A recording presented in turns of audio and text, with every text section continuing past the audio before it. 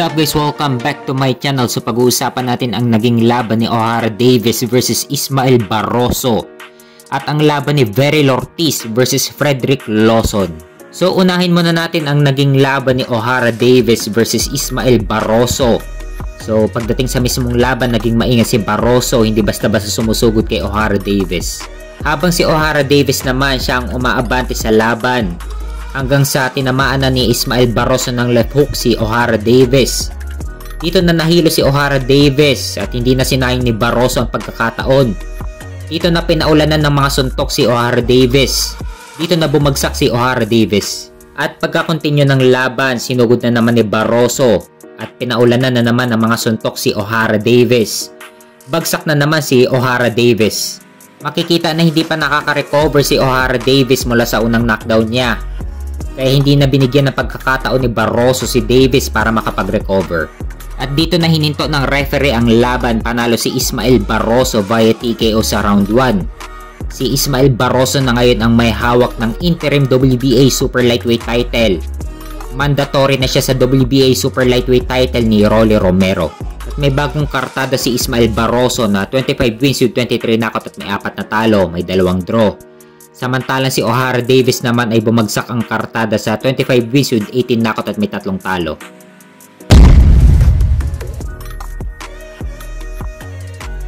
Sa kabilang banda naman, naganap na rin ang laban sa pagitan ni Verrell Ortiz versus Frederick Lawson. Ito ang muling pagbabalik ni Verrell Ortiz sa ibabaw ng ring. Huling laban niya noong August of 2022 pa, laban kay Michael Mackinson. So pagdating dito sa mismong laban niya kay Frederick Lawson, makikita na kalmado lang si Verrell Ortiz. Naghahanap ng tamang tiyempo kung paano tatapusin si Frederick Lawson.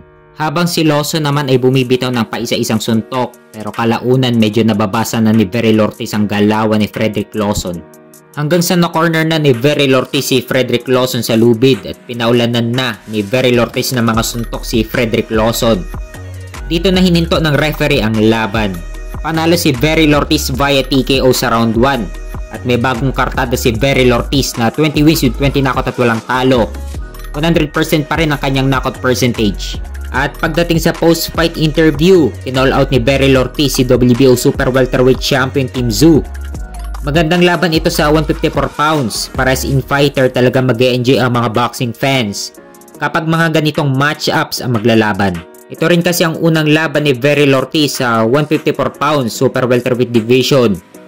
Maganda sanang itapat ito kay IBF Welterweight Champion Haron Ennis. Pero sa Super Welterweight Division na nangangampanya si Verrell Ortiz dahil pigang-piga na rin siya sa 147 pounds. At susubukan ni Verrell Ortiz na maging champion sa 154 pounds.